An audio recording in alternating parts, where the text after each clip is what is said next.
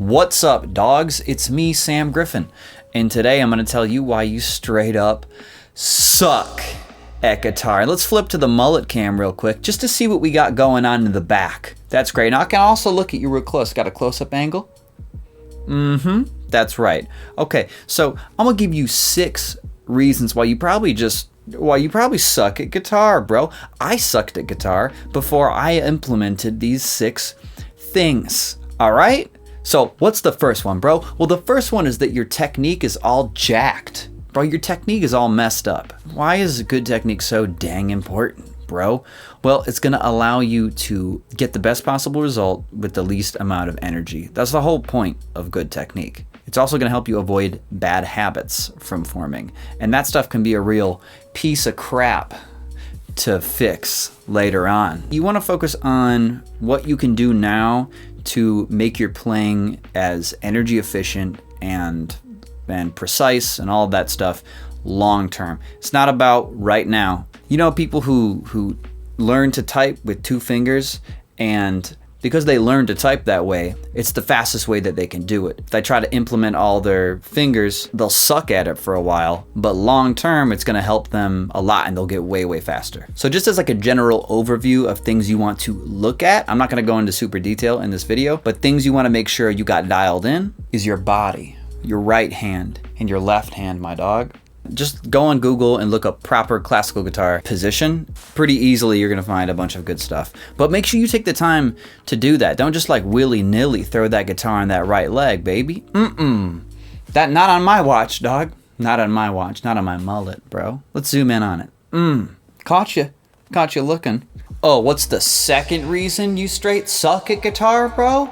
Well, it's easy for me to see that it's because you don't play on beat. Playing rhythmically, playing on beat, seems to be something that beginners ignore unless they're specifically told to focus on it. And it makes sense. You don't get as direct of feedback as to whether or not you're playing something on beat if you're practicing a piece on your own, right? If you play a wrong note, you know that you played a wrong note because you hear a wrong note. But if you're playing it off beat, there's no real way to know, aside from maybe recording yourself or getting used to playing with a metronome and hearing how it sounds to be off beat. What I like to say is that you want to play stuff as fast as you can play it well and as fast as you can play it on beat. Get a metronome.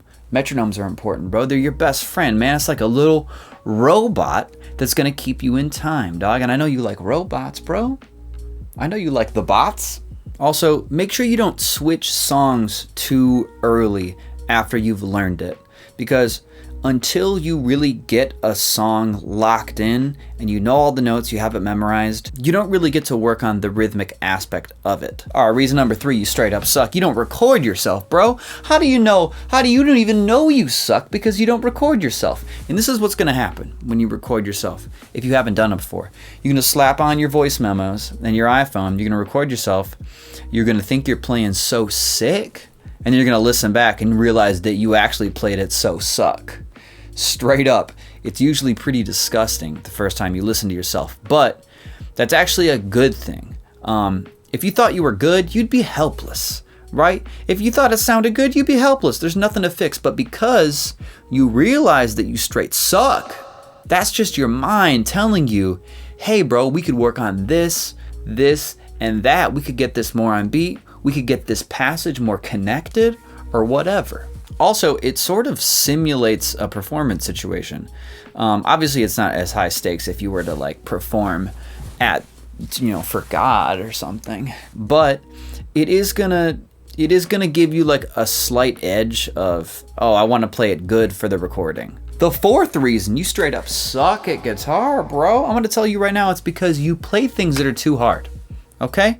You gotta slow it down, baby. You gotta play some stuff that's not gonna make you sweat too hard, man. You don't want to be busting any blood vessels.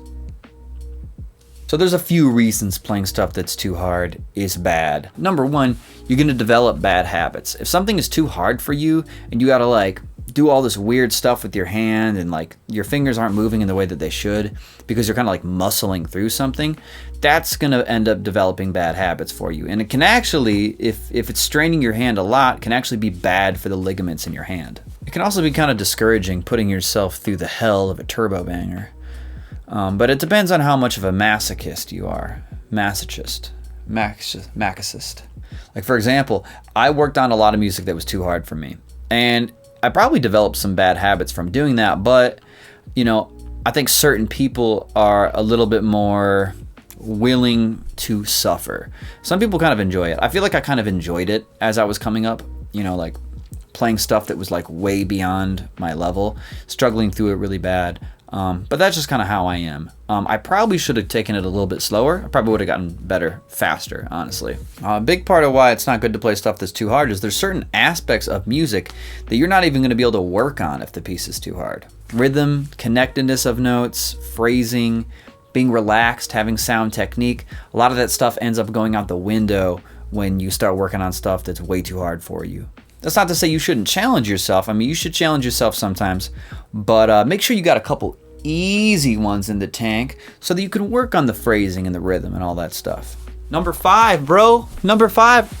5 reasons that you just straight suck, dog. It's that you play the same songs all the time, buddy. You're always playing the same songs. You got to switch it up, man. You learned like 3 songs 5 years ago, and you just keep playing those songs. And while it can be good, like I've said, to have songs that you know well to work on certain aspects, if you don't branch out, learn new songs that have like new weird chord shapes, weird scales and stuff. Like, I didn't play songs that had a lot of scales in them. I never worked on scales, by the way. Scales suck. I don't recommend working on scales. Work on a tune that has scales in it, man. That'll be fun for you, right? It was fun for me. Actually, I had to play a thing with Distant Worlds, which is like this Final Fantasy concert series, and they featured a guitarist on one of these shows, and the guitarist was me, and we played Vamos a la Flamenco from Final Fantasy 9, and there's a spot in the middle with this like really fast like the conductor reached out to me to play the gig, and I was like, yes, absolutely. But like in the back of my head, I was like, oh no. I was like, oh God, what have I got myself into? And that scale run was actually too hard for me. I actually couldn't play it when I agreed to play this piece. But luckily I had some months to work on it, and that was one of the first times I really like drilled scales, and it helped a lot. But if I hadn't have learned that piece, if I hadn't have been presented with that piece and the pressure of getting it good, I would never have gotten any better at scales. I can actually remember specific songs all throughout playing guitar that taught me certain things, like Tremolo, Una la Mosna por el amor de Dios, bro, and that's by Barrios, and also Recuerdos for Tremolo, Capricho Arabe. That helped me out with scales, indeed. The Villa Lobos Etude number 1. That thing really helps out with right hand. In fact, I'm working on it right now. I'm trying to shift out my right hand and get it sicker than ever because it straight sucks, dude. My right hand sucks lately, and I realized I'm gonna switch it up. I'm getting a little off track. Let's see that mullet again. Smack it around, dude. Number 6, you don't practice consistently, bro. You practice all willy-nilly. And notice I didn't say you don't practice enough. It's a lot more effective to build a habit and setting the bar low enough so that you actually do the practice every day. Something like telling yourself you're gonna practice an hour a day or 2 hours a day is useless if you think about practicing for an hour and you're like, oh God, I gotta practice for an hour. So what I do is when I really wanna work on something, I just give myself like 15, 20 minutes. I'm gonna sit down with my guitar for 15, 20 minutes. That way I feel accomplished if I do. The mental barrier of sitting down and practicing isn't so great that I won't do it. And a lot of time I just end up going longer than the 15 or 20 minutes. There's also some little fun hacks that you can do. Take your guitar up out of that case, bro. Because it seems silly, but knowing, even subconsciously, that in order to practice, you need to get your case, put it on the ground, unlatch that boy. Or in my case, unzip that boy. Take it out, take it to the room. All of those things are gonna actually make it less likely that you will practice, period. You chill in the living room, take that guitar and put it in the living room. You chill in your bedroom, take that guitar and put it in your bed. Sleep on the ground, man. Respect your guitar. Also, here's something I do. This is just like a little Sam thing. I watch videos a lot. I love YouTube. I love watching videos. But I find that if I watch videos related to the stuff that I want to do, like let's say make more videos, like make videos where I talk more. I decided I wanted to do that. So I've been watching a lot of content about making content. And just by being more specific about the kind of input you let into yourself, like I will let YouTube videos into my brain all day. But if I procure which types of videos I'm letting in, that will affect my behaviors, actually. I hope that makes sense, bro. I hope I made sense just now. That's it, dog man. I hope you liked this, bro. I'm gonna probably do more videos like this. Oh, what's going on? The camera's moving. I hope you liked this video, bro. And I hope that you go ahead and subscribe to my channel.